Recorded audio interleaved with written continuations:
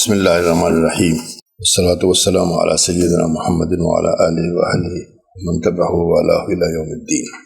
محترم جناب سلیم الدین صاحب، میرے بزرگوں اور بھائیوں، آج کا جو موضوع ہے اس کو میں نے خود نہیں چنا، لیکن مجھے جو موضوع دیا گیا اس میں اس کا عنوان ہے کہ فلاحی ریاست میں اقلیتی حقوق۔ اس وقت جب مجھے یہ موضوع دیا گیا میں نے کچھ نہیں کہا، لیکن اس کے بارے میں کچھ کہنا چاہتا ہوں تاکہ ہمارے تصورات بھی واضح رہیں اور ہم صرف کچھ الفاظ اور کچھ اچھے ڈسکرپشن دیے جاتے ہیں چیزوں کے، اس سے ہم گمراہ نہ ہوں۔ سے ہمارے موضوع میں اقلیتی حقوق کے ساتھ فلاحی ریاست کا سابقہ بھی جڑا ہوا ہے۔ فلاحی ریاست یعنی ویلفیئر اسٹیٹ مغربی یورپ میں دوسری جنگ عظیم کے بعد ابھرنے والا ایک نظام ہے، جس کا خلاصہ یہ ہے کہ معاشرے کو کمیونسٹ نظریات سے بچانے کے لیے ضروری ہے کہ اسٹیٹ اپنے کمزور شہریوں کی مکمل نگہداشت کرے۔ اس وقت پورے دوسری جنگ عظیم کے بعد سوویت یونین کی پوزیشن بہت ہی مضبوط تھی اور پروپیگنڈے کی حیثیت میں ان سے کوئی مقابلہ نہیں کر سکتا تھا، جس کی وجہ سے ان لوگوں کو ڈر یہ پیدا ہو گیا تھا کہ کہیں جو ہے یہ لوگ یہاں پر کوئی کمیونسٹ انقلاب بھی لے آئیں۔ مغربی یورپ اور برطانیہ وغیرہ میں کافی اس وقت چرچا تھا، اس کی وجہ سے یہ ایک نیا نظریہ پیش کیا گیا اور اس طرح سے مغربی یورپ اور برطانیہ میں حکومت کے زیر نگرانی ایک ایسا نظام وجود میں آیا جس میں عام شہری کی تمام ضروریات پوری کی جاتی ہیں، یعنی مفت تعلیم، مفت علاج، بے گھروں کو بہت ہی کم کرائے میں گھر، بے روزگاروں کو ان کی ضرورت کے مطابق بھتہ، جو اس وقت تک جاری رہتا ہے جب تک کہ ان کو کوئی نوکری نہیں مل جاتی ہے۔ یہ نظام صرف دکھانے کے لیے نہیں بلکہ صحیح معنی میں حکومت کے اسکولوں، اسپتالوں وغیرہ میں عوام کو ویسے ہی عمدہ، معیاری اور بروقت سہولتیں ملتی ہیں جو پرائیویٹ اداروں میں عمرہ کو کافی پیسے دے کر ملتی ہیں۔ کم از کم برطانیہ کے حد تک میں کہہ سکتا ہوں کہ وہاں یونیورسٹی سے لے کر فراغت تک حکومت طلبہ کی کفالت کرتی ہے، ان کو نہ صرف مفت پڑھائی مہیا کرتی ہے تمام طلبہ کو، اس میں کوئی یہ نہیں ہے کہ غریب ہے فقیر ہے، یہ تمام طلبہ کی جو ہے فری تعلیم ہے جو برٹش ہیں۔ یہی نہیں بلکہ گزارے کے لیے تمام طلبہ کو حکومت کی طرف سے اسکالرشپ ملتا ہے جو رہنے اور کھانے پینے کے لیے کافی ہوتا ہے۔ یہ فلاحی ریاست ہے جو موجود ہے برطانیہ میں، جو میں نے خود دیکھا، چونکہ میں کافی دن تک رہ چکا ہوں، خود دیکھا ہے۔ تو ہم یہاں یہ کہتے ہیں کہ ہندوستان بھی فلاحی ریاست ہے، تو اس سے جب آج ہم یہاں مقابلہ کریں تو یہاں پہ ایسی کوئی چیز نہیں ہے، کوئی فلاحی ریاست ہندوستان میں نہیں ہے۔ کہنے کے لیے ہمارا ملک بھی فلاحی ریاست ہے، لیکن کیا یہاں ایسی کوئی چیز مہیا ہے؟ کیا ہمارے غریبوں کو عمدہ تعلیم اور عمدہ علاج دستیاب ہے؟ کہنے کہ ہندوستان بھی ایک فلاحی ریاست ہے، لیکن عملاً یہاں پر صرف وہی لوگ جینے اور ترقی کرنے کے حقدار ہیں جن کے جیب میں کافی پیسے ہوں۔ غریب بہت محنت کرنے کے بعد بھی اتنا نہیں کما پاتا کہ پیٹ بھر کر کھا سکے، اپنے بچوں کو عمدہ تعلیم دلا سکے، اچھا علاج حاصل ہو، یا حکومت کی طرف سے بے روزگار اور بے گھر لوگوں کو عزت سے زندہ رہنے کا موقع دیا جائے۔ اس لیے ہندوستان کو فلاحی ریاست کہنا درست نہیں ہے۔ ایسی حالت میں یہ سمجھنا کہ ہندوستان میں اقلیتی حقوق محفوظ ہیں خود کو دھوکہ دینے والی بات ہے۔ یہ صحیح ہے کہ ہمارے دستور میں کچھ ایسی باتیں لکھی گئی ہیں اور کچھ قوانین بھی بنائے گئے ہیں، نیز اقلیتی کمیشن بھی مرکزی سطح پر اکثر صوبوں میں بنائے گئے ہیں، لیکن ان کی حقیقت دکھاوے کی ہے، عملاً ان پر بہت ہی کم عمل ہوتا ہے۔ موجودہ حکومت سے پہلے بھی یہی حالت تھی، لیکن اب یہ حالت بہت خراب ہو چکی ہے۔ اب یہاں اقلیتی حقوق کی بات کرنا بھی عجیب ہے، بلکہ کوئی بعید نہیں کہ ایسا کہنے والے پر کسی دفعہ کے تحت مقدمہ ٹھونک دیا جائے اور وہ بیچارہ برسوں عدالتوں میں گھسیٹا جائے اور شاید جیل کی ہوا بھی کھائے۔ ابھی تریپورہ میں جو ہوا کوئی بات نہیں تھی، ایک زندہ معاشرے کے اندر ایسا بولنا ضروری تھا، اور کچھ لوگ بولے بھی دیر سے بولے، یہ بات صحیح ہے، لیکن وہ معاشرے کی جو ذمہ داری تھی اس کو ادا کر رہے تھے۔ لیکن اس حکومت نے ان کے خلاف متعدد مقدمات ٹھونک رکھے۔ خود میرے خلاف جو 102 آئے ہوئے ہیں اس میں میں بھی شامل ہوں، نمبر 3 پر میرا نام بھی ہے۔ اور کل مجھے ٹویٹر کی طرف سے ای میل آیا ہے، ٹویٹر کمپنی کی طرف سے، کہ تریپورہ اسٹیٹ کی طرف سے ہم کو آپ کے خلاف ایک شکایت ملی ہے جو یہ ہے، اور آپ کو چاہیے کہ ہندوستان میں آپ قانونی جو چارہ جوئی ہے وہ کر لیں۔ یہ مجھے نصیحت وہاں سے کی ہے، ایک چھوٹی سی بات پر کوئی بھی اس میں چیز نہیں تھی، بلکہ عام حالات میں اگر میں امریکہ برطانیہ میں ہوتا تو شاید اس کے لیے تعریف کی جاتی کہ بھئی یہ وہ لوگ ہیں جن کے ضمیر جگے ہوئے ہیں اور جو کسی ظلم کے خلاف بولتے ہیں۔ لیکن اس ملک میں اس ظلم کے خلاف ذرا بھی بولنا بھی ایک مسئلہ بن چکا ہے۔ تو ایسے میں یہ سمجھنا، اب تو یہ کہا جا رہا ہے، پہلے یہ لوگ تسلیم کرتے تھے مغرب کے اور جو دوسرے جو اس طرح کے ادارے ہیں جو کہ جانچتے رہتے ہیں کہ دنیا میں کہاں کتنی ڈیموکریسی ہے، اب انہوں نے یہ کہہ دیا ہے کہ ہندوستان میں ڈیموکریسی نہیں ہے۔ ہندوستان میں ایک ظاہری ڈیموکریسی ہے۔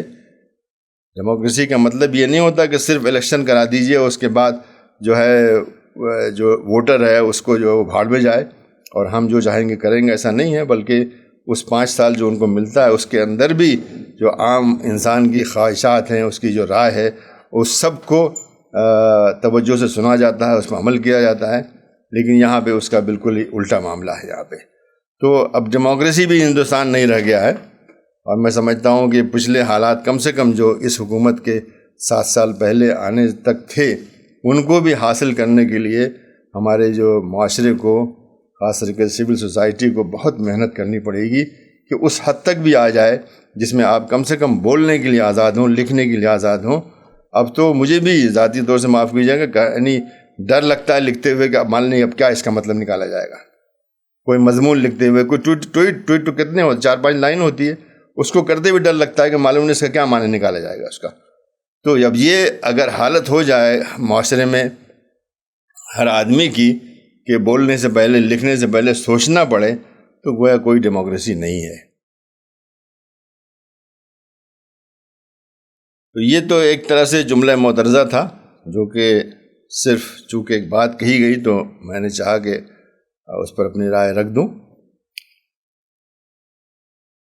اقلیتی حقوق پر بات کرنے سے پہلے یہ ضروری ہے کہ ہم ماضی میں بھی جائیں اور دیکھیں کہ کیا اقلیتی حقوق کسی اور معاشرے میں تھے۔ تو جہاں تک میں خود تاریخ کا طالب علم ہوں، اصل چیز مجھے بہت دلچسپی اس سے تھی اور ابھی بھی ہے، تو مجھے نظر نہیں آتا کہ تاریخ میں کہیں بھی اقلیتی حقوق کی کوئی گنجائش تھی کسی بھی حکومت میں۔ جو پرانی حکومتیں آ چکی ہیں ان میں کہیں بھی نہیں تھا، بلکہ میرے خیال میں تاریخ میں اسلام وہ پہلا مذہب تھا جس نے قانوناً اور عملاً اقلیتوں کی حفاظت کے لیے اسٹیٹ کی ذمہ داری بنائی اور اس کو قانونی شکل دی۔ اسلام سے پہلے یہ عام رواج تھا کہ لوگ بادشاہ کے دین کے تابع ہوتے تھے، اور جو دین بھی بادشاہ اپناتا تھا رعایا اسی دین کو ماننے کے لیے مجبور ہوتی تھی، اور جو نہیں مانتے تھے ان کا قتل ہوتا تھا اور ان پر جبر و ستم روا رکھا جاتا تھا۔ جیسے اسلام سے پہلے بیزنطینی عیسائی آرتھوڈاکس حکمرانوں نے مصر کے عیسائی قبطیوں کے ساتھ روا رکھا تھا۔ دونوں عیسائی تھے، لیکن ایک آرتھوڈاکس تھا، ایک کاپٹ تھا، کاپٹک۔ لیکن وہاں پر یہ حالت تھی کہ اسلام کے آنے کے بعد ہی قبطی پہلی بار کھل کر اپنے مذہبی فرائض انجام دینے لگے، ورنہ اسلام سے پہلے قبطی پوپ، جو کاپٹک پوپ ہوتا ہے جس کا کہ سیٹ الیگزینڈریا میں ہے، اور اس میں یہ بھی بتا دوں کہ اسلام کی عظمت کہ آج بھی جو ہے دنیا کے اکثر پوپ مسلم ممالک میں رہتے ہیں۔ آرتھوڈاکس پوپ استنبول میں رہتا ہے، کاپٹک پوپ مصر میں رہتا ہے الیگزینڈریا میں، اور ایسٹرن آرتھوڈاکس پوپ سیریا شام میں رہتا ہے، اور کاپٹک اور وہ مارونائٹ جو وہ پوپ تو نہیں ہے لیکن پوپ سے ذرا سا نیچے جو اس کا عہدہ سے ذرا سا نیچے ہے، وہ لبنان میں رہتا ہے، جو کہ ابھی کل تک ایک اسلامی حکومت کا حصہ تھا۔ 4 میں نے پوپ آپ کو گنا دیے جو کہ مسلم ممالک میں اس پوری 15 صدیوں میں موجود تھے، جبکہ ان کے بعد صرف ایک ہی پوپ ہے جو کہ ویٹیکن میں بیٹھا ہوا۔ تو یہ لوگ جو بات کرتے ہیں ان میں شرم آنی چاہیے کہ اسلام کے بارے میں کہتے ہیں کہ زبردستی پھیلا، زور سے پھیلا، طاقت سے پھیلا، وہ غلط ہے۔ اسلام کے آنے سے پہلے قبطی یعنی کاپٹک پوپ جو تھا وہ گاؤں اور کھیتیوں میں چھپا پھرتا تھا، یہ لکھا ہوا ہسٹری کے اندر۔ وہ عام زندگی نہیں گزارتا تھا بلکہ چھپا ہوا، کسی گاؤں میں کہیں چھپا ہوا، کسی کھیتی میں چھپا ہوا، اس طرح چھپا ہوا رہتا تھا، اس لیے کہ اگر اسی کے ہم مذہب لیکن وہ آرتھوڈاکس تھے، جو بیزنٹائن کے حاکم تھے، ان کو اگر مل جاتا تو قتل کر دیتے اس کو، اس لیے کہ ان کے نزدیک وہ ہیریسی کہتے ہیں، مطلب کفر ہے۔ ان کا جو مسلک ہے یعنی بیزنٹائن آرتھوڈاکس جو آج کل کیتھولک چرچ کہا جاتا ہے، وہ وہی اصل تھا، باقی سب لوگ جو تھے کافر تھے۔ ہمارے یہاں بھی ایسے بہت بیوقوف لوگ موجود ہیں کہ اگر ہمارے مسلک سے کوئی تعلق نہیں رکھتا تو اس کو ہم سمجھتے ہیں کہ اس کی تکفیر جائز ہے، تو وہاں اس طرح کی چیز تھی۔ اور قبطی چرچ زمین دوز ہوتے تھے، تب زمین کے نیچے ہوتے تھے، میں نے خود دیکھا ہے۔ یہ جو الفسطاط جہاں پہ پہلا جو اسلامی شہر بنا مصر میں، جہاں پہ ابھی بھی مسجد عمرو بن العاص ہے، اس کے پاس ہی چرچ ہے یہ، جس میں آپ سیڑھیوں سے نیچے جائیں گے تو آپ کو چرچ معلوم ہوگا۔ اس کے بارے میں میں نے معلوم کیا وجہ کیا ہے، معلوم ہوا کہ یہ لوگ خفیہ طریقے سے خاموشی سے عبادتیں کرتے تھے، اس لیے کہ جو بیزنٹائن تھے انہوں نے منع کر رکھا تھا کہ آپ نہیں کر سکتے ہیں۔ یہ حالت تھی اس وقت۔ اسلام نے دوسرے مذاہب کے ماننے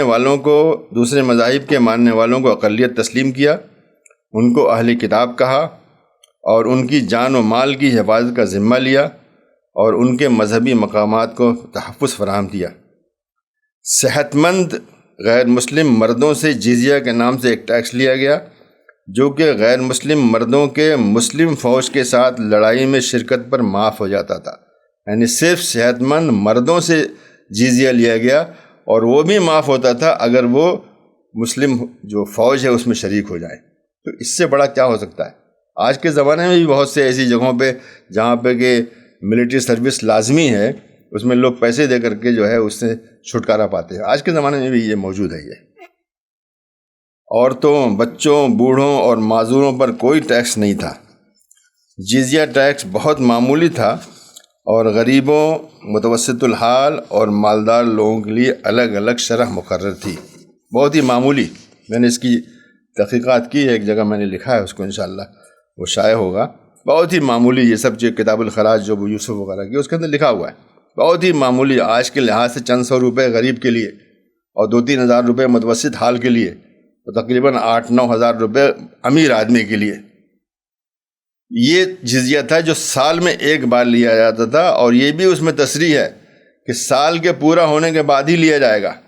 یہ نہیں کہ ابھی سال چل رہا ہے اور کہیں لاؤ دو، بلکہ اس کے اندر اس کے بعد کئی مہینے کا موقع ان کو 4-5 مہینے کے دیا جاتا تھا۔ سال پورا ہو گیا، 4-5 مہینے میں ادا کر دیے، وہ بہت ہی معمولی، جس سے کہ ان کے اوپر کوئی اثر نہیں ہوتا تھا، اور اس کے بدلے ان کو سیکورٹی ملتی تھی، ان کی جان کی، مال کی، گھر کی، ہر چیز کی سیکورٹی ان کو ملتی تھی۔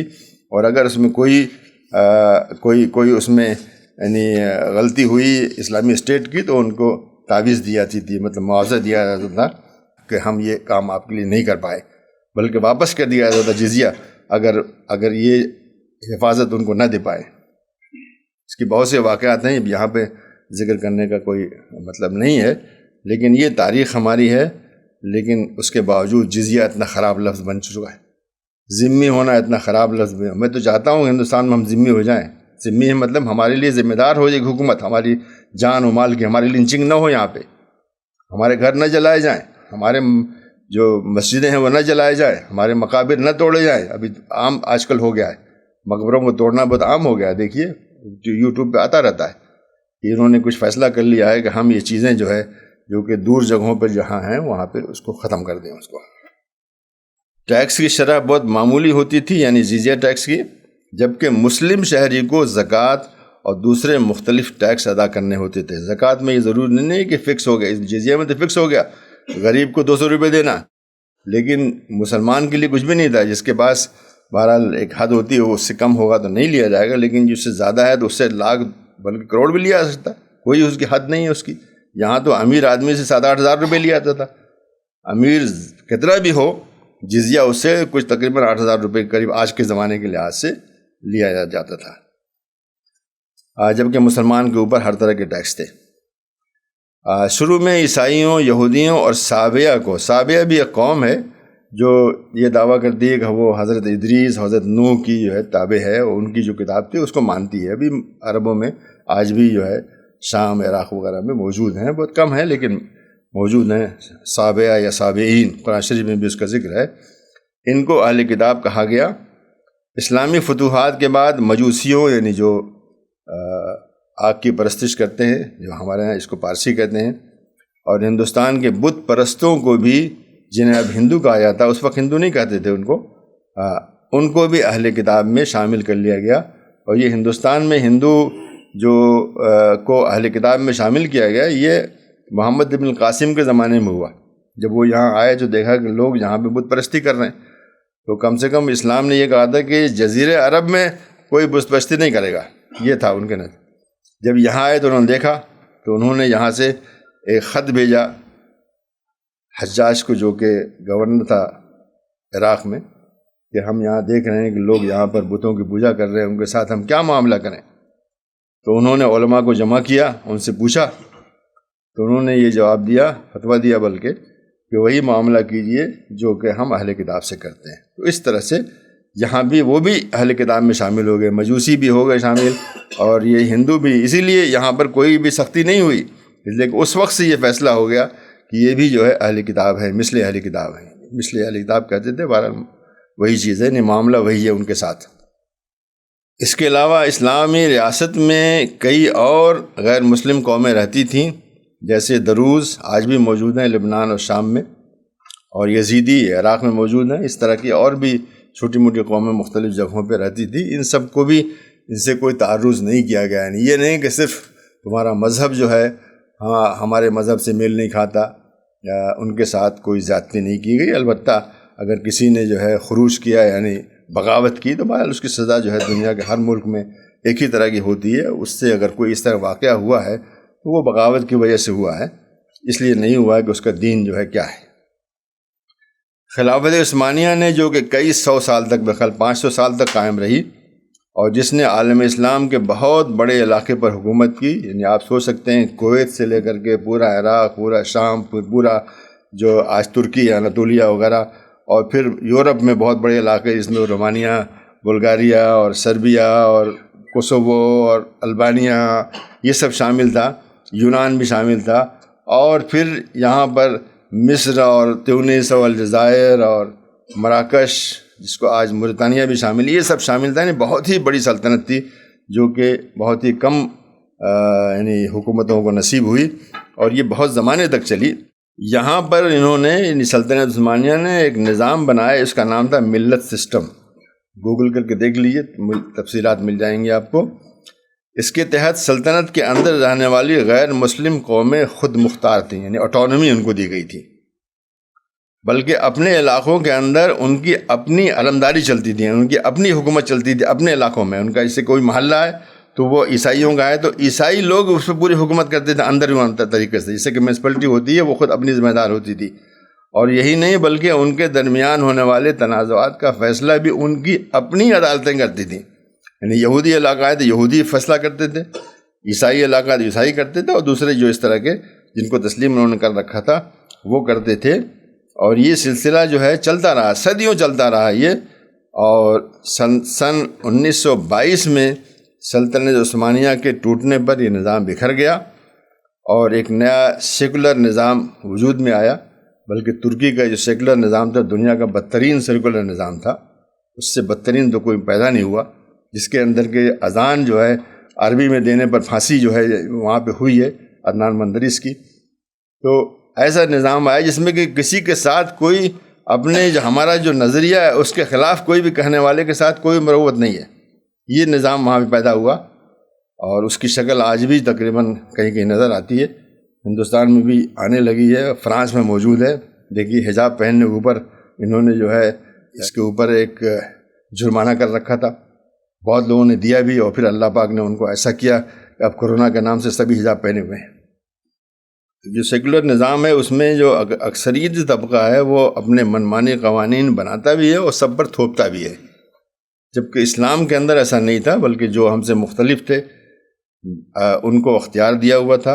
یعنی سلطنت عثمانیہ سے پہلے بھی ایسا تھا، لیکن سلطنت عثمانیہ نے چونکہ بہت زمانہ گزر چکا ہے، تجربات کے ساتھ انہوں نے دیکھا کہ ایک اس طرح کا نظام باقاعدہ بنا دیا جائے، تو وہ بنا، اور آج بھی جو ہے وہ ایسا ہے کہ اس کو اپنایا جائے۔ بلکہ میں تو چاہتا ہوں ہندوستان میں ملت سسٹم بنے۔ جی ٹھیک ہے، ہندو جو ہے حکومت کریں، لیکن وہ جو دوسری قومیں ہیں ان کو زندہ رہنے کا حق تو دے جس طرح سے وہ چاہتے ہیں۔ ہندوستان میں انگریزی قبضے کے بعد سے مسلمانوں کو آئلی امور یعنی پرسنل لاز جسے کہتے ہیں، پرسنل لا کا مطلب ہوتا ہے جو آپ کے ذاتی امور ہیں، شادی ہے، بیاہ ہے، طلاق ہے، میراث کی تقسیم ہے، یہ پرسنل لاز ہیں جو کہ بس آپ سے متعلق ہیں۔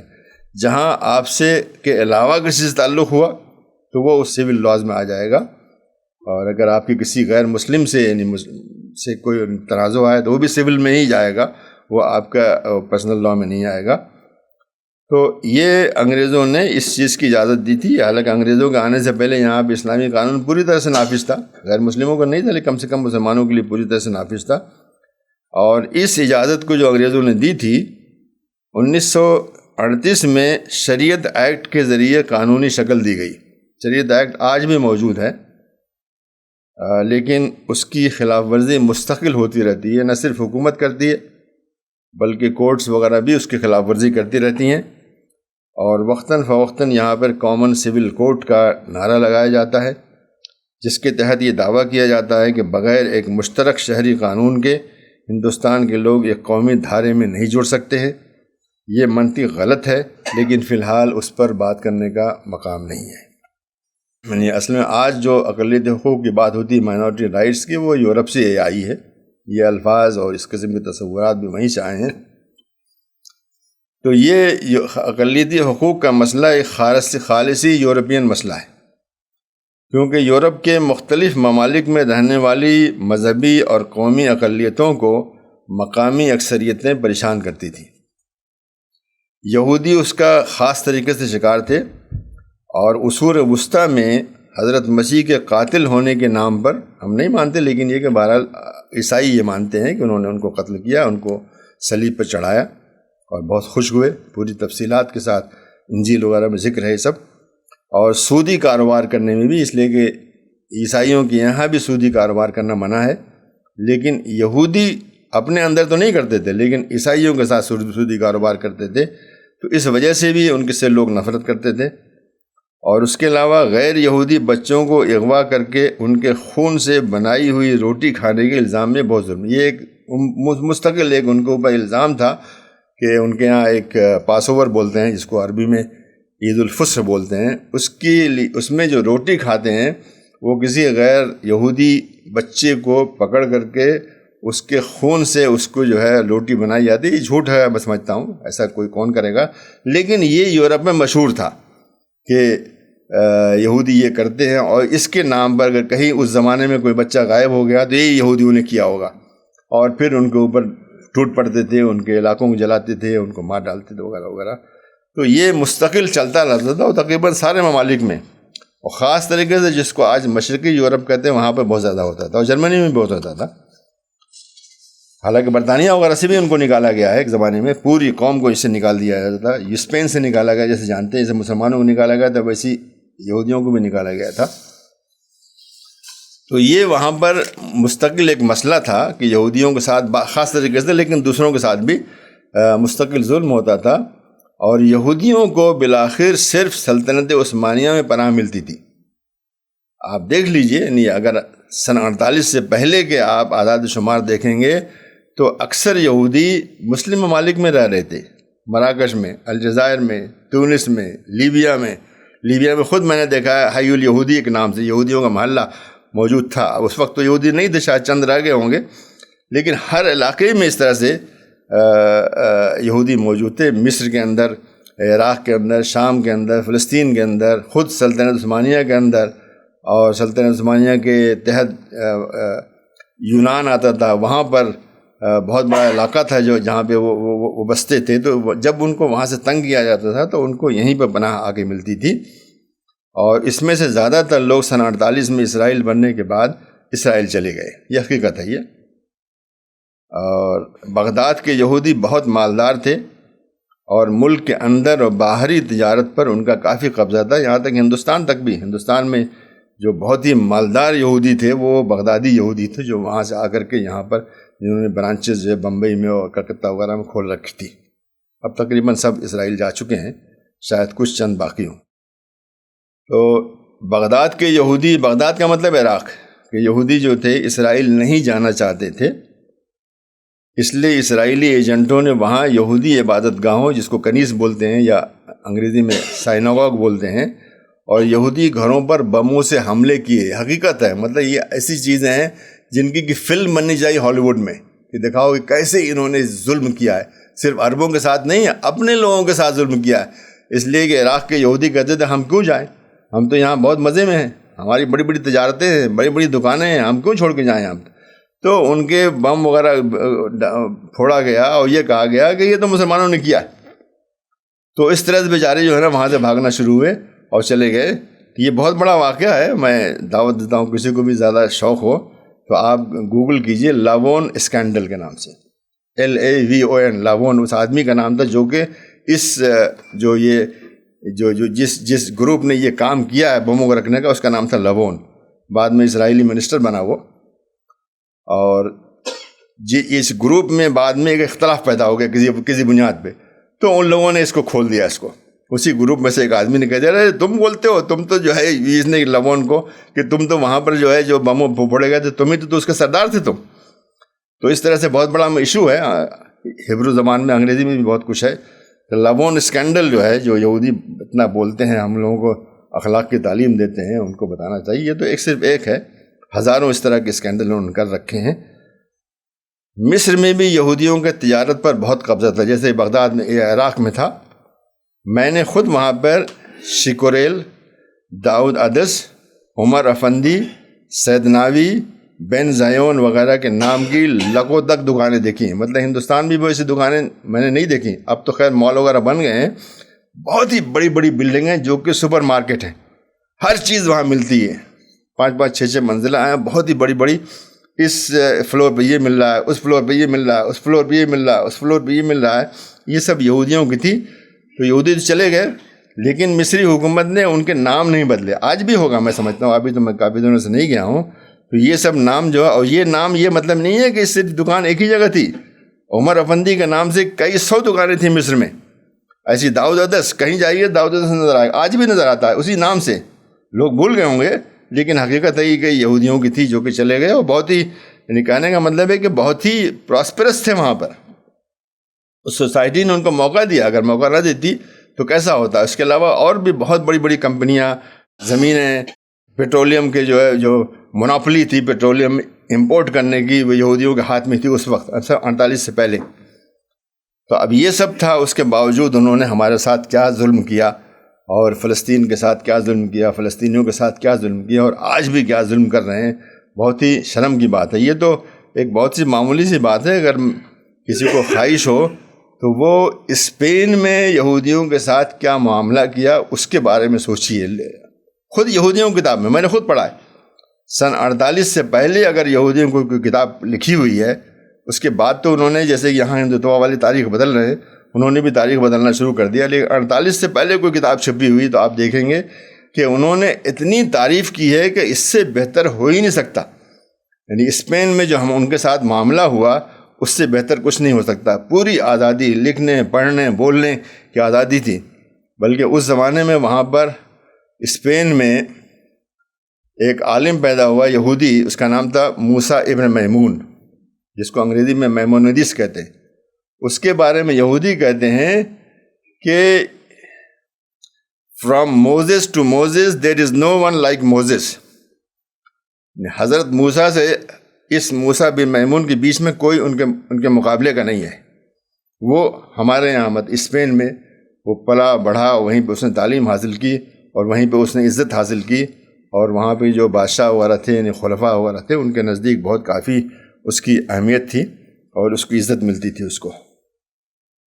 تو ہم ذرا سا اور دوسری طرف چلے گئے، لیکن اصل مسئلہ یہ تھا کہ یہ مسئلہ جو ہے یورپ میں پیدا ہوا۔ یورپ میں جو اقلیتیں تھیں ان کے ساتھ بہت ہی برا معاملہ ہوتا تھا، اور جس کی وجہ سے یہ معاملہ مستقل چلتا رہتا تھا۔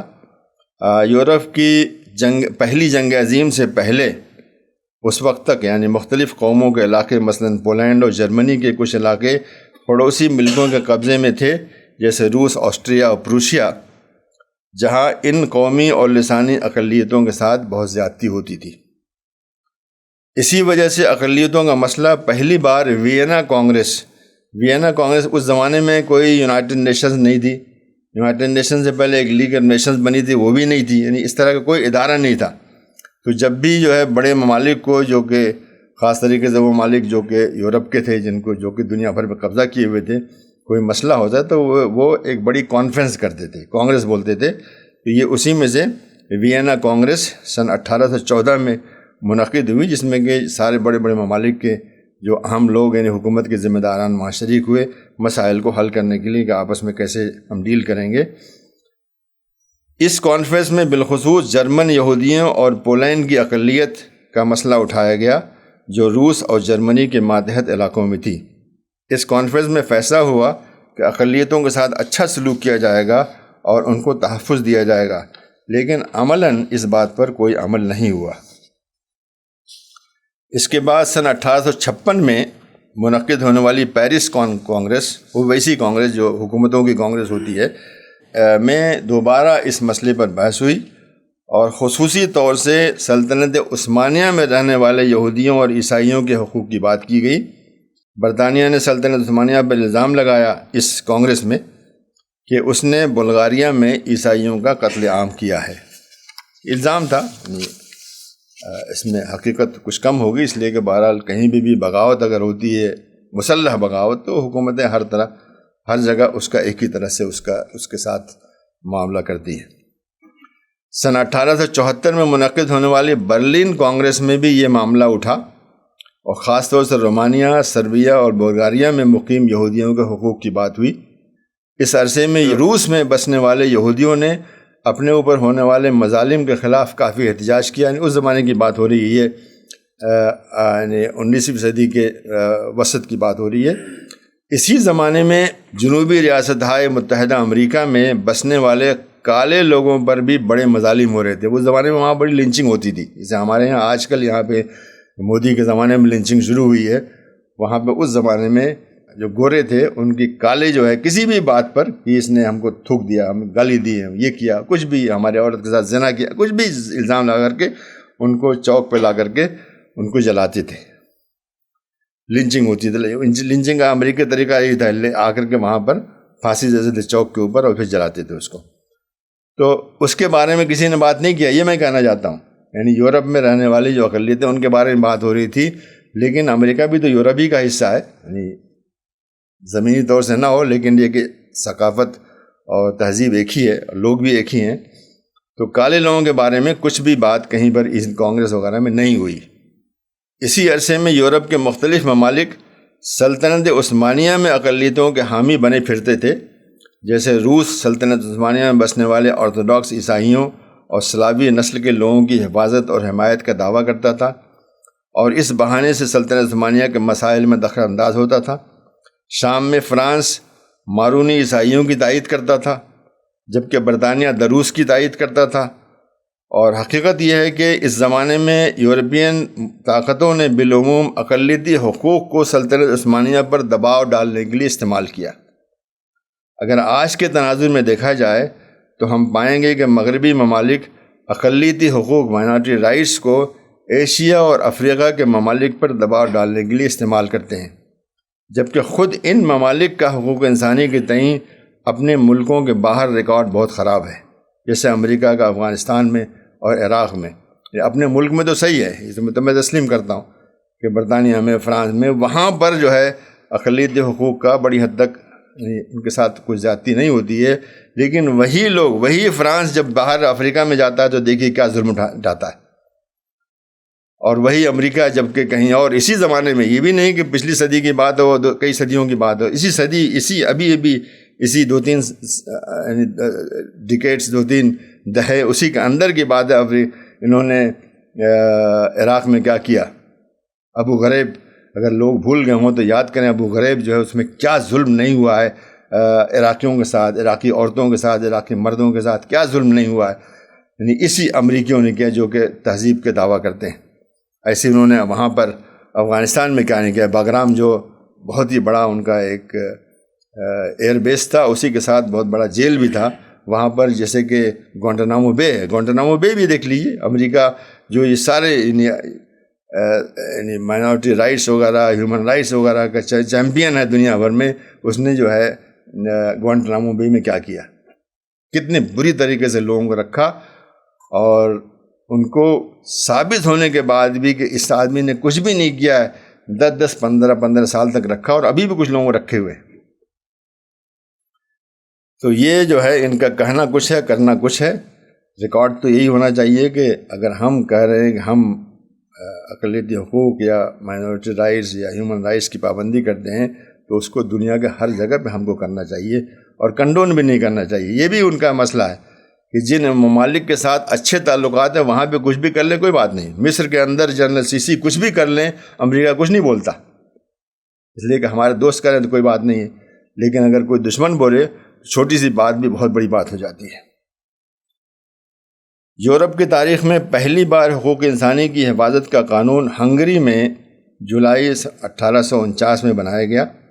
آسٹریا نے بھی اسی طرح کا ایک قانون 1867 میں بنا، 1867 میں بنا۔ پہلی جنگ عظیم کے بعد منعقد ہونے والی پیرس پیس کانفرنس، جس میں کہ سارے بڑے ممالک اور خاص طریقے سے جو فاتح ممالک تھے وہ شریک ہوئے پہلی جنگ عظیم میں، سن 1919 میں یہ ایک کانفرنس ہوئی۔ اس میں اقلیتی حقوق کا مسئلہ اٹھایا گیا، اور بالخصوص پولینڈ میں رہنے والے جرمن اور جرمنی میں رہنے والے پولش لوگوں کا مسئلہ زیر بحث آیا، لیکن اس مسئلے پر کوئی اتفاق رائے نہ ہو سکا۔ البتہ ایک پیش رفت یہ ہوئی کہ اس کانفرنس میں اقلیتی حقوق کی حفاظت کے لیے ایک معاہدہ تیار کیا گیا، اور یہ شرط لگا دی گئی کہ کوئی بھی ملک اگر مذکورہ پیس کانفرنس میں شریک ہونا چاہتا ہے تو اسے اس پر دستخط کرنا ہوں گے۔ اس طرح اقلیتی حقوق پہلی بار بین الاقوامی قانون کا حصہ بن گیا، اور تمام ممالک پر اس کا احترام کرنا لازم ہو گیا۔ تو یہ ایسا نہیں کہ سب اس پہ عمل کرنے لگے، لیکن کم سے کم بہرحال کہنے کے لیے اپنے قوانین وغیرہ بنائے، اور کچھ نہ کچھ بہرحال تبدیلی اس میں آتی ہی ہے۔ سن 1939 میں کے آتے آتے لیگ آف نیشنز نے، جو کہ پیرس کانفرنس کے بعد بنی تھی، دم توڑ دیا، جبکہ اس کے خاتمے کا باقاعدہ اعلان 1946 میں ہوا۔ اس وقت یورپ کے بعض ممالک کے درمیان جنگ چھڑ گئی، جو جلد ہی دوسری عالمی جنگ میں تبدیل ہو گئی۔ دوسری عالمی جنگ کے خاتمے پر فاتح قوموں نے اکتوبر سن 1945 میں اقوام متحدہ یونائٹڈ نیشنز کے نام سے ایک نئی تنظیم بنائی، بین الاقوامی تنظیم بنائی ممالک کی، لیکن اس میں لیگ آف نیشنز کے تحت جن امور پر پہلے اتفاق ہو گیا تھا ان کو باقی رکھا گیا، اور ان میں اقلیتی حقوق بھی شامل تھے۔ یہ مبادئ اقوام متحدہ کے میثاق یعنی چارٹر کا حصہ بن گئے۔ دھیرے دھیرے ان قوانین میں مزید وضاحت آنے لگی، اور بچوں کے حقوق، عورتوں کے حقوق، پناہ گزینوں کے حقوق، اقلیتوں کے حقوق وغیرہ پر بین الاقوامی معاہدے وجود میں آئے، جن پر اقوام متحدہ کے ہر نئے ممبر کا دستخط کرنا لازمی ہو گیا۔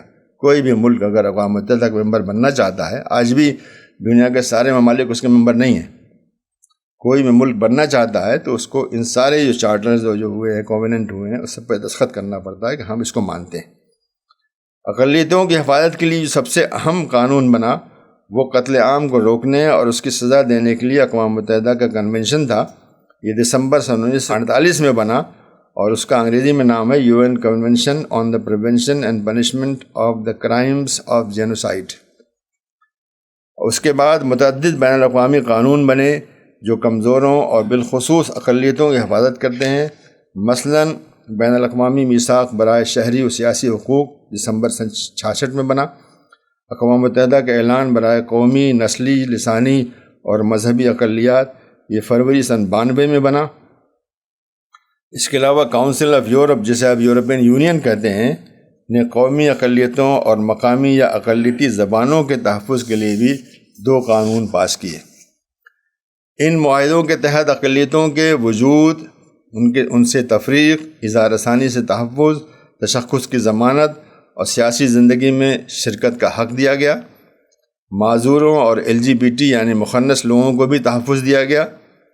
شروع میں اقوام متحدہ نے مقامی اصلی آبادیوں کو اقلیت کی کیٹیگری میں رکھا تھا، لیکن بعد میں ان کے لیے ایک الگ بین الاقوامی قانون بنایا گیا جو کہ انٹرنیشنل لیبر آرگنائزیشن کا کنونشن 1969 ہے، اور اقوام متحدہ کا اعلان برائے مقامی اصلی آبادیوں کے حقوق UN declaration on the rights of indigenous peoples ہے۔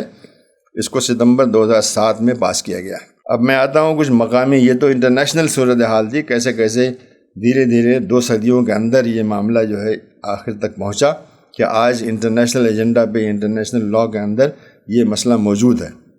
اگر آپ اس کو چاہیں، اگر کچھ لوگوں میں ہمت ہو تو اس کو استعمال کر کے ہندوستان میں جو ظلم ہو رہے ہیں اس کو انٹرنیشنل کورٹ میں لے آ سکتے ہیں، اس لیے کہ انٹرنیشنل لاء ہے، اس کی خلاف ورزی ہو رہی ہے یہاں پر، لیکن لوگ نہیں کریں گے ڈر کے مارے کہ یہاں پہ کیا صورتحال پیدا ہوگی۔ لیکن بہرحال یہ انٹرنیشنل لاء جو ہوتا ہے وہ ہمارے دستور کے اوپر ہوتا ہے، اس کو اوور رائٹ کرتا ہے۔ جو ہندوستان نے بین الاقوامی معاہدے کر رکھے ہیں، جو چارٹر پر، کنونشن پر، وہ ہمارے قانون سے اوپر ہوتے ہیں، لیکن اس سب کو ثابت کرنے کے لیے ہم کو یا تو انٹرنیشنل کورٹ میں جانا ہوگا یا یہاں کے سپریم کورٹ میں جانا ہوگا۔ بالعموم جو ہے لوگ یہ کام نہیں کرتے ہیں۔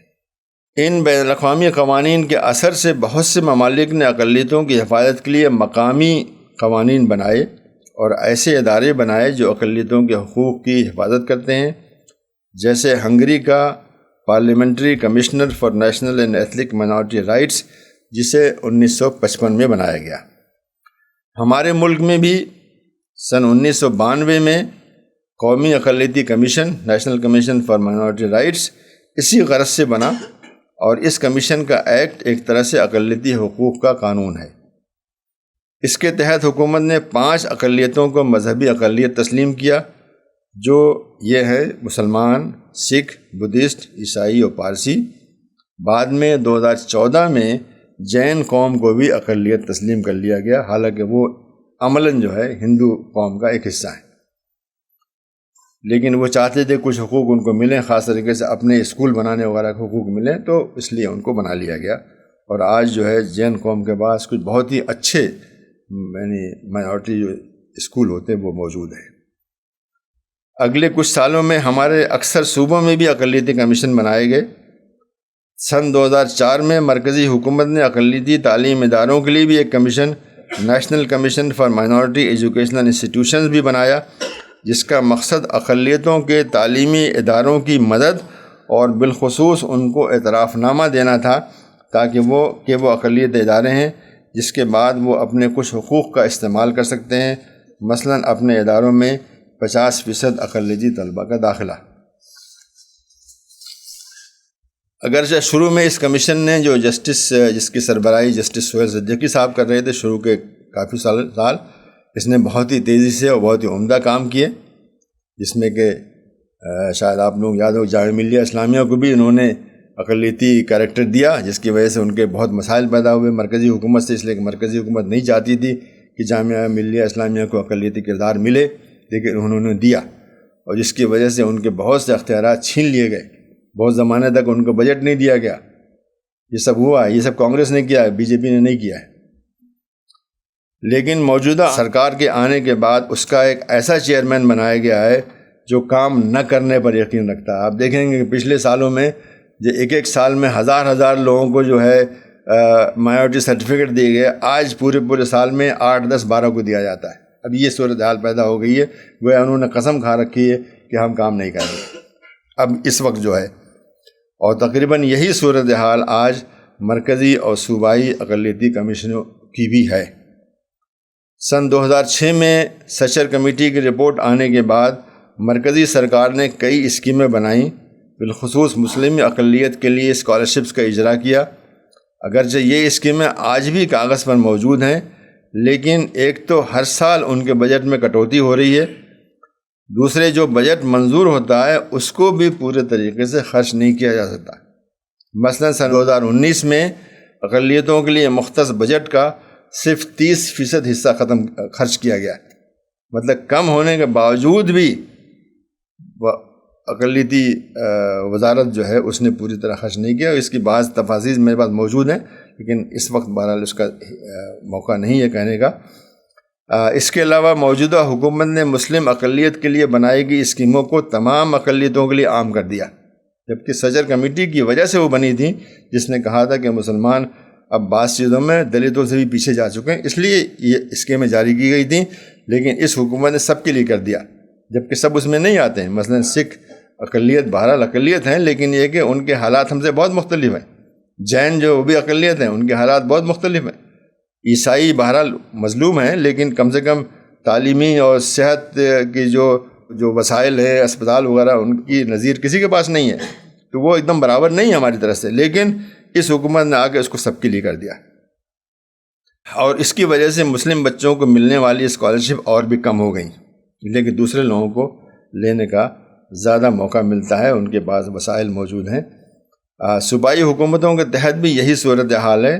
دہلی میں مشکل سے 6-7 ہزار اقلیتی بچوں کو ایک سال میں اسکالرشپ ملتی ہے، جو بہت ہی کم ہے۔ آپ غور کیجئے، دلی کے اندر اقلیتیں جو ہے یعنی کافی ہیں، یعنی جو ہماری آبادی یہاں پہ تقریباً 23 ملین ہے، اس میں سے جو بچے ہیں اس میں تو 2-3 ملین بچوں کو ملنا چاہیے تھا، لیکن عملاً یہ ہو رہا ہے کہ صرف 6-7 ہزار بچوں کو ملتی ہے اسکالرشپ، اور بہت ہی مشکل سے ملتی ہے، یہ بھی نہیں ہے، چونکہ میں نے خود دیکھا ہے، یہ کر کے دیکھا ہے۔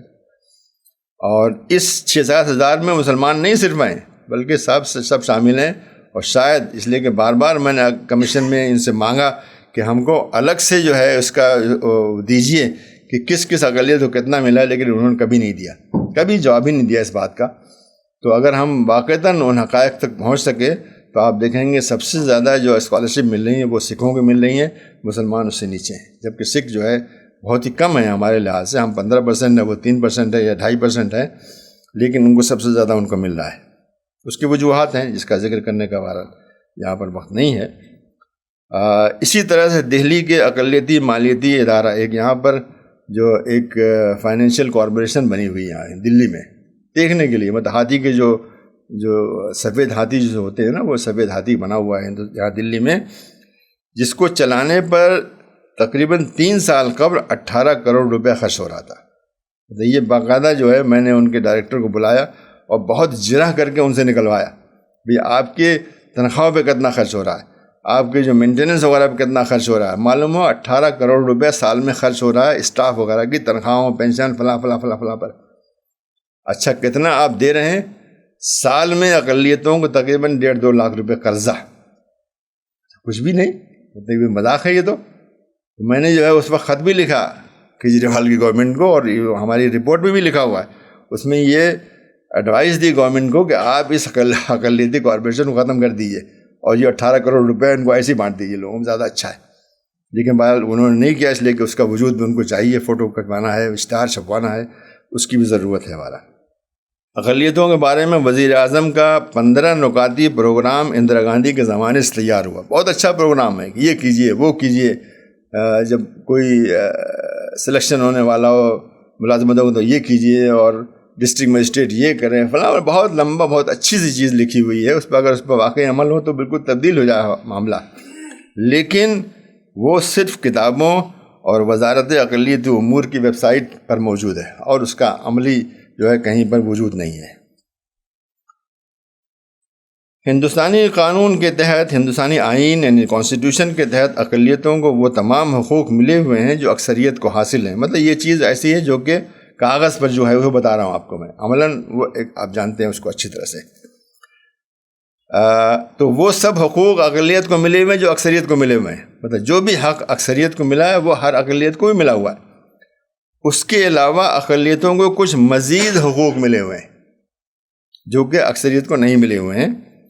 سب پر اطلاق ہونے والے قوانین کو مشترک دائرہ یعنی کامن ڈومین کہا جاتا ہے، اور صرف اقلیتوں کو مراد ملنے دینے والے قوانین کو الگ دائرہ یعنی سپریٹ ڈومین کہا جاتا ہے۔ دو طرح کے قانون بنے ہوئے ہیں، یہ سب پہ لاگو ہوتے ہیں، یہ اقلیتوں پر لاگو ہوتے ہیں اور باقیوں پر نہیں ہوتے ہیں۔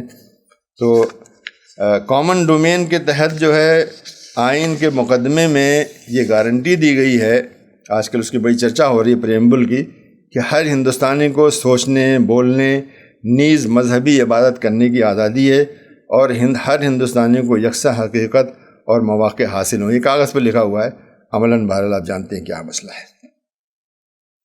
جو الگ دائرہ یعنی سپریٹ ڈومین ہے، اس کے اندر آرٹیکل 29(1) اس کے تحت ہر شہری کو اپنی زبان، رسم الخط اور کلچر کا تحفظ دیا گیا ہے۔ آرٹیکل 29(2) میں تمام حکومتی اور حکومتی امداد یافتہ تعلیمی اداروں میں ہر شہری کو یکساں مواقع کی گارنٹی دی گئی ہے۔ آرٹیکل 32 میں تمام اقلیتی تعلیمی اداروں کو حکومتی امداد سے حاصل کرنے کا یکساں حق دیا گیا ہے، ضمانت دی گئی ہے، لیکن عملاً آپ دیکھ لیجیے اقلیتی اسکولوں کو پیسے نہیں ملتے ہیں، بلکہ ان سے پہلے سے لکھوا لیا جاتا ہے آپ کبھی درخواست نہیں دیں گے۔ مطلب سیدھے جو کانسٹیٹیوشن ہے اس کے خلاف ورزی ہو رہی ہے۔ اکثر جو ہے اقلیتی جن کو بہت پہلے کبھی مل گئی تھی ٹھیک ہے، لیکن آج کل جو ہے میں سمجھتا ہوں کہ یعنی 1% کی بھی شاید نہیں ملتی ہوگی اس وقت جو صورتحال ہے۔ تو یہ یعنی حالانکہ کاغذ پر موجود ہے، کانسٹیٹیوشن سے اوپر تو کوئی چیز یہاں پہ نہیں ہے، اس کے باوجود بھی یہ حق جو ہے عملاً نہیں حاصل ہے۔ آرٹیکل 350(a) کے تحت ہر شہری کو اس کی مادری زبان میں تعلیم کا حاصل کرنے کا، یعنی اس میں یہ بات رہ گئی، یعنی صرف پرائمری تک تعلیم حاصل کرنے کا حق دیا گیا ہے، لیکن عملاً یہ نہیں ملتا۔ خود دلی میں نہیں ملتا ہے، بہت سی اسکولوں میں لڑائی کرنی پڑتی ہے کہ ہم کو مادری زبان میں پرائمری تعلیم دو، لیکن کہتے ہیں ہمارے پاس ٹیچر نہیں ہے، ہمارے پاس یہ نہیں۔ حالانکہ اگر ایجوکیشن ڈپارٹمنٹ سے کہا جائے تو کہتے ہیں ہمارے پاس ٹیچر موجود ہیں، لوگ مانگتے نہیں ہیں۔ مطلب پوری ایک طرح سے سازش ہے، یہ کہتے ہیں نہیں ہے، وہ کہتے ہیں کسی نے مانگا نہیں، لیکن عملاً یہی ہے کہ اگر آپ جائیں تو عملاً یہی ہوتا ہے کہ اس بچے کو ہندی پڑھنی پڑتی ہے، اور جہاں پہ اس کے 5ویں کے بعد جہاں وہ اردو پڑھ سکتا ہے وہاں پہ اس کو عملاً سنسکرت پڑھنی پڑتی ہے۔ بالعموم ایسے ہی ہو رہا ہے سرکاری اسکولوں کے اندر۔ آرٹیکل 350(b) کے تحت لسانی اقلیتوں کے لیے ایک خاص افسر جسے کمشنر کہا جاتا ہے کو تعینات کرنے کا فیصلہ کیا گیا ہے۔ آرٹیکل 25 کے تحت سکھوں کو کرپان رکھنے کا حق دیا گیا ہے۔ آئین کے آرٹیکل 29 کے تحت مذہبی اور لسانی اقلیتوں کو اپنے تعلیمی ادارے بنانے کا حق دیا گیا ہے، اور یوں تمام 6 مذہبی اقلیتوں اور ہندوستان کی 20 تسلیم شدہ زبانوں کے بولنے والے جہاں بھی وہ اقلیت میں ہوں، مطلب زبان جیسے کہ گجراتی زبان ہے، دلی میں جو گجراتی رہے گا وہ اقلیت ہے، لسانی اقلیت ہے، لنگوسٹک مائنورٹی ہے، تو دلی میں اس کو حق ہے کہ وہ گجراتی میڈیم کا اسکول بنا رکھا ہے انہوں نے۔ بنگلہ میڈیم ہے، گجراتی میڈیم ہے، بہت سی میڈیم اس طرح کے اسکول چلتے ہیں جن کو سرکاری مدد ملتی ہے، تو یہ حق ملا ہوا ہے، لیکن اردو کو یہ حق نہیں ملا ہوا ہے، بلکہ یو پی کے اندر تو آزادی کے بعد سے منع ہے، کوئی بھی اسکول جو ہے سرکاری اردو میڈیم ہو ہی نہیں سکتا۔ تو ان تسلیم شدہ زبانیں جو 20 ہیں ہندوستان کی، سب کو یہ حق ہے کہ وہ اپنے ادارے بنائے اور ان کو چلائیں، جس کے اندر ان کو آزادی ہے کہ اپنے مذہب، زبان اور کلچر کی خصوصی تعلیم دیں۔ آئین کے آرٹیکل 29 کے تحت نسل یعنی ریس، مذہب، ذات اور زبان کی بنیاد پر حکومتی یا حکومتی مدد سے چلنے والے تعلیمی اداروں میں کوئی بھید بھاؤ نہیں ہو سکتا ہے۔ اس کا مطلب یہ ہے کہ حکومت کے یا حکومت کی مدد سے چلنے والے تمام تعلیمی ادارے تمام ہندوستانیوں کے لیے کھلے ہوئے ہیں۔ آئین کا آرٹیکل 16 اس بات کی ضمانت دیتا ہے کہ حکومتی ملازمتوں میں کوئی بھید بھاؤ نہیں کیا جائے گا، بلکہ تمام ہندوستانی یکساں مواقع کے مالک ہوں گے۔ آرٹیکل 25 اس بات کی گارنٹی دیتا ہے کہ ہر ہندوستانی کو مذہبی آزادی حاصل ہے۔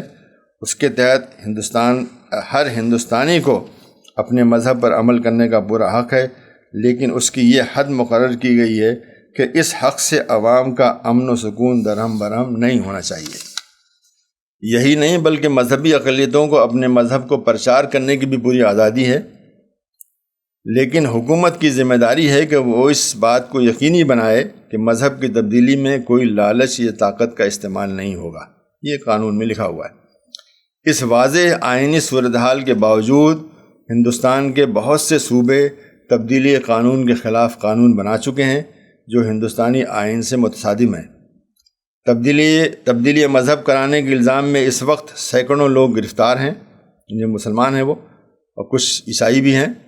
اس کے برعکس ہندو گروپ عام طریقے سے کھلے عام لالچ دے کر کے، ملازمتوں کا اور پیسوں کا لالچ دے کر کے مسلمانوں اور عیسائیوں کو گھر واپسی کی دعوت دے رہے ہیں اور کہیں کامیاب بھی ہو رہے ہیں۔ اس ظلم کے خلاف مسلمانوں اور دوسری اقلیتوں کو سپریم کورٹ سے رجوع کرنا چاہیے۔